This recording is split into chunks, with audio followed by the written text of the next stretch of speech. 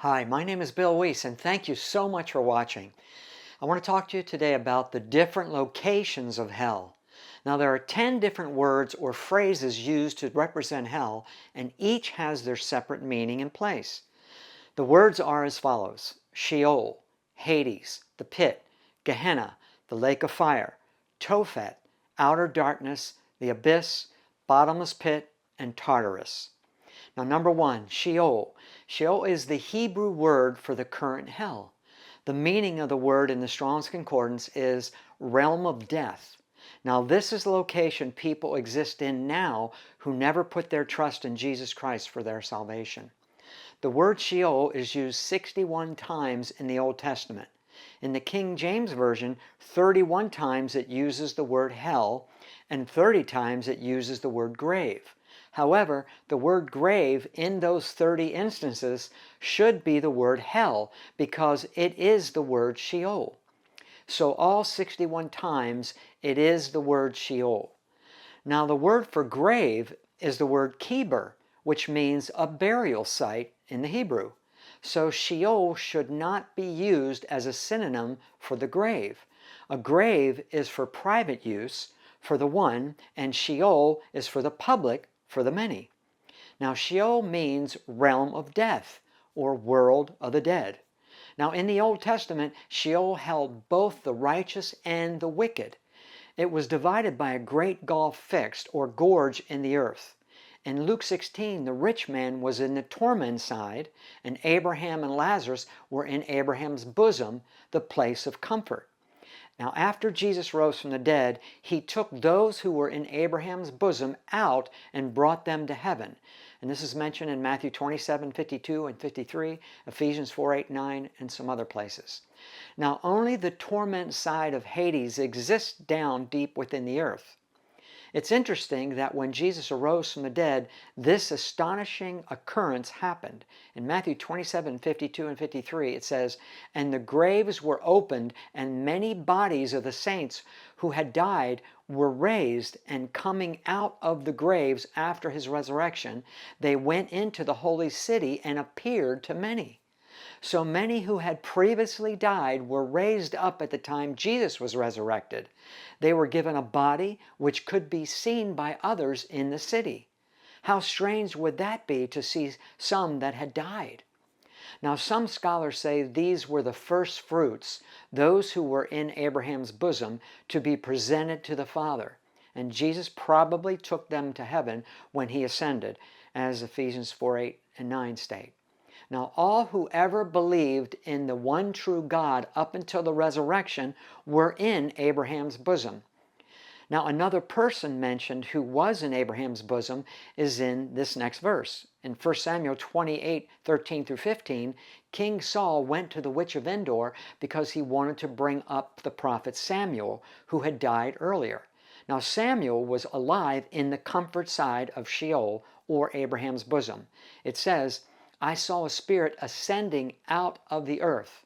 So Saul said to her, "What is his form?" And she said, "An old man is coming up, and he is covered with a mantle." And Saul perceived that it was Samuel. So Samuel was ascending out of the earth from Abraham's bosom as God allowed this unusual event. It had nothing to do with the witch of Endor bringing him up, but it was God for many reasons which we will not go into here. Now, number two, the second word, Hades, is the Greek word for the current hell and is synonymous with Sheol. Its meaning in the Strong's is place of the dead, the underworld. So the location of hell is now in the lower parts of the earth, as Ezekiel 26:20 and Numbers 16:32 and 33 state, along with 47 other verses. Now, this is where the rich man exists, as Jesus told us in Luke 16. This is also where every unbeliever exists today, experiencing torment, awaiting the judgment day. Now, the third word, pit. In the Old Testament, there are 13 different words for the word pit. Well, 5 of those words are used to represent the current hell. They are Sheol, Bower, Shashat, Beer, and Mahamarat.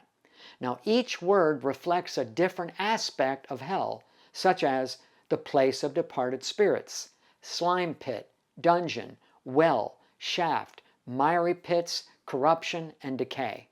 So this word pit is used 39 times in the Old Testament to represent hell. Now, number 4, the word Gehenna. It's a Greek word for the Hebrew phrase Valley of Hinnom. Jesus used this word 11 times to describe hell, and James used it once in James 3:6. This is the future hell, the lake of fire, where people will go after the judgment day. This next commentary describes the Valley of Hinnom. Nelson's New Illustrated Bible Dictionary, it says, hell, the place of eternal punishment for the unrighteous. Hell also translates Gehenna, the Greek form of the Hebrew phrase that means the Valley of Hinnom. In the time of Jesus, the Valley of Hinnom was used as the garbage dump of Jerusalem. Into it were thrown all the filth and garbage of the city, including the dead bodies of animals and executed criminals. To consume all this, fires burned constantly. Maggots worked in the filth. When the wind blew from that direction over the city, its awfulness was quite evident. At night, wild dogs howled as they fought over the garbage. Jesus used this awful scene as a symbol of hell. In effect, he said, do you want to know what hell is like? Look at Gehenna. Number 5, the phrase, the lake of fire. And this is in Revelation 19:20, 20:10, 20:14, 20:15, and 21:8. This is the future hell, which is after the judgment day. Now, no one occupies it at this time. In Revelation 19:20, it mentions that the beast and the false prophet will be its first occupants at the end of the tribulation. Also, in Revelation 20:10, it states that these two individuals are still there after the 1,000-year millennium. So all who go to hell will be there forever, as Revelation 14:10 and 11 state, Matthew 25:41 and 46, 1 Thessalonians 1:8, 9, and many other verses. Now in Revelation 20:12 through 15, it states that all the inhabitants of the current hell will be cast into the lake of fire at Judgment Day. In addition, Satan himself will be cast into the lake of fire, as Revelation 20:10 states. Now number 6, the word Tophet is the particular place in the Valley of Hinnom. Nelson's New Illustrated Bible Dictionary says, Tophet, a place southeast of Jerusalem in the Valley of Hinnom where child sacrifices were offered and the dead bodies were burned or consumed. Number 7, the term outer darkness. Now Jesus also mentioned outer darkness 3 times where there is weeping and gnashing of teeth. And that's in Matthew 8:12, Matthew 22:13, and Matthew 25:30. That term possibly may represent hell's location after Judgment Day, which may no longer be within the earth, possibly deep space. Now, one verse that may also indicate this is Revelation 20:14, which says, death and hell, or the word Hades, were cast into the lake of fire. Well, if the current hell remained in the earth after Judgment Day, why then state that it will be delivered up and cast into the lake of fire? That indicates the lake of fire is a separate place and probably deep space, as the term outer darkness may indicate. Now, number 8, the word abyss. It's the Greek word abyssos, and it means in the Strong's deep place, underworld, abode of the dead and demons, unfathomable depth. Now, this is the place for demons. One of the demons asked Jesus in Luke 8:31, and the demons besought him that he would not command them to go out into the deep. And the word deep there is the word abyss.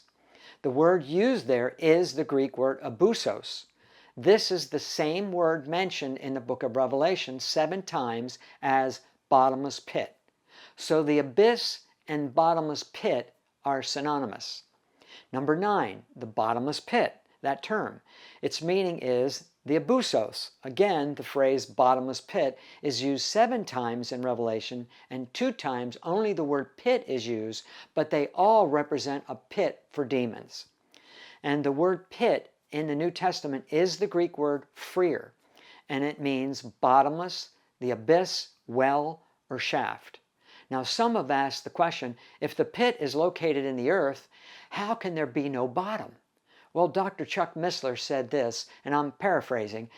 He said, it may be right at the center of the earth, From the center of the earth, there is no bottom because all directions are up.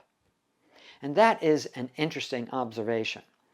Now in Revelation 11:7 and 17:8, the demon that possesses the Antichrist also arises out of the bottomless pit.